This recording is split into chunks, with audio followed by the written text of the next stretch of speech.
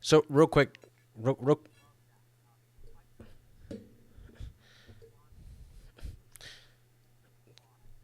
so two things real quick. If you go on liveonclubhouse.com right now on your browser, I'm actually sharing my screen showing that profile. Doctor the acupuncture fit one. So if you want to follow along you can, so you don't have to go back and forth. But one thing I was gonna say though is maybe Boomer, you can talk about this, but I think keeping the expectation low, but the results really high on the long end is a lot better. So instead of saying like, here's 5 tips, if you say here's one thing you need to know, but maybe you gave two, it's kind of like that. It feels good to be like, oh, I was here and I can dedicate 10 seconds for that one tip. But if you said like 12 tips, I already kind of have the conception in my head, like, okay, I'm gonna have to sit there probably for a minute. Nah, never mind, I'm gonna bounce. But I think if you keep it low and you do something good on the outcome, I think it works a little bit better. If you're like, oh, and by the way, here's a quick tip, or here's a bonus, or PS, you might want to do this. It's just a little bit more. I don't know. You feel like a little bit more in part of like the personal aspect to like the strategy or the story versus just being like, here's 12. I know Boomer, you've talked about that before. I think like Steve Jobs used to do that as an example. I think when he debuted like all the iPhones, he would always put like the price behind them, like $1,000, something like that, the entire time, and at the end he would change the price to 500. and they were like, "Oh my god!" But it was like him just doing basic anchoring. But I feel like that's like a transferable concept on TikTok. Not, I don't know, like you said, Schwan, like draining their mental capacity before they've even gotten into the video at all.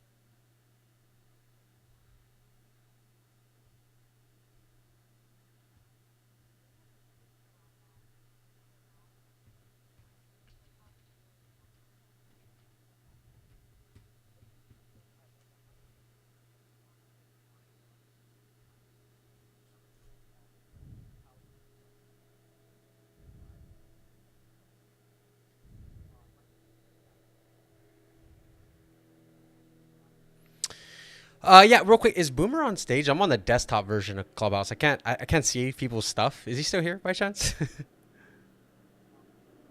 Okay, okay. I was like, uh, sort of. It's called Club Deck. I guess Clubhouse put it on their little information that like they basically say it's okay and safe. They're not going to penalize you. So I'm like, all right, well, let me just dump on my desktop instead of my phone. Um, So yeah, the Amazon one. I mean, it's a pretty simple one. It's just kind of trying to better understand and create more of a customer avatar, what their mindset is. Just go on Amazon, hit the books tab, and then type in whatever your subject is or whatever you want to talk about. So let's say it's about chiropractor. Type in chiropractor. You'll see the books right there. Touch one of the books that has the highest amount of reviews, click it open, then go to reviews, then click 5 stars, and then read the reviews. When it comes to books, people pour their heart out into like giving book reviews. They really tell you what their pain points were, what they're hoping to get, how it changed their life, how it's impacted them. They really pour everything into it. So you could just read that. There's like a, I don't know on the top of my head, but go on Chrome Store and type in like what is it called? Auto scraper, and you could just scrape all of the reviews and put it into a Google Sheet. But just read it, and then you see all their pain points, see what their frustrations are. You get the actual language of what they want and hope for, and then on the reverse, go back to the reviews, hit 1 star, and those were what everybody's expectations were, what they hoped or what they wanted more of, what their true frustrations were, and then you just say it back to them like really really quickly. It's pretty simple. Another thing that I posted recently that I think you replied to it, Schwan, on my Instagram story. I think you did. Was same philosophy. Just go on YouTube and type in, like, if you're gonna have more like a product based thing, go on YouTube and just type in your product and then type in QVC. So you type in like, I don't know, soap QVC. QVC has been on for decades now. There's literally like a visual video there for you, ready of what to say, how to say it, what examples, what tonality, what should be in the content, what should be shown. Because the people who write their scripts, like, they spend a lot of time, because QVC, you go on there for 20 minutes, you just make $1 million easy. So, paying a copywriter and everybody, 20,000, that's nothing. That's simple stuff. So it's also a nice way, super transferable for TikTok and Reels, where you just watch it and you see exactly what's happening. Like, I used one for my example. It was this bowl that has like a squeegee inside of it. So you kind of like squeegee the bowl and it like scrapes all the ingredients out. But all the examples that they use was for bakers. It was like dough and it was like pudding and stuff like that. And I just kind of paused. I was like, why do they choose that? There's a specific reason why. And when I went on Google and looked it up on trends, one of the top searches and questions are about baking, how to get all the shit out of the baking bowl. And I was like, oh, that makes sense. Like, they probably did this research and that's exactly what you should use. So my point is, if you're on TikTok, you know exactly the example to use if you're talking about cleaning a bowl. Don't just do it with like salad. Nobody has frustrations over that. But if you showed it with like, you ever make cookies and it's stuck on the bowl, here's a quick tip. But it's like that dough. We know that's what people are interested in. And, it's been there on QVC for 20 years, just, giving you guys some info and data and stuff. So, yeah, hopefully that answered the question. I think I went on a bit of a rant over there.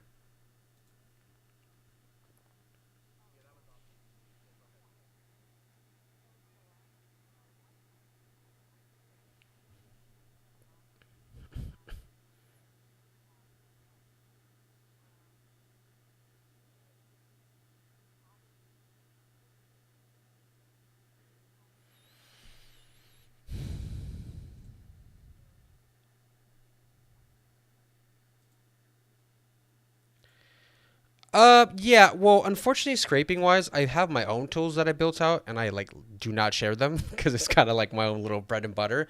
But there's a lot of them on the Chrome extension store that has like certain things you can do. So there's one if you type it in, instant data scraper. It's super easy to use. There's already usually like these quote unquote formulas, so you can kind of see like pre-done templates.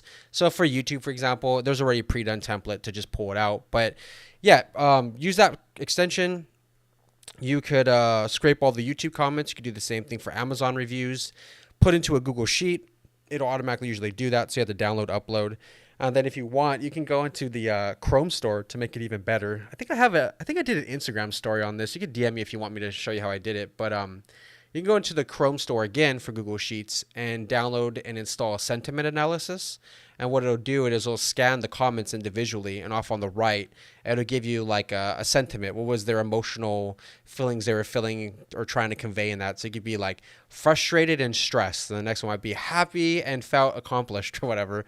And then you could just, if you're good with sheets, then uh, you organize and sort it by like the sentiment, and you can just do a chart, and you'd be like, okay, 80% have an overwhelming feeling of stress and anxiety in that concept. So maybe I need to talk about that.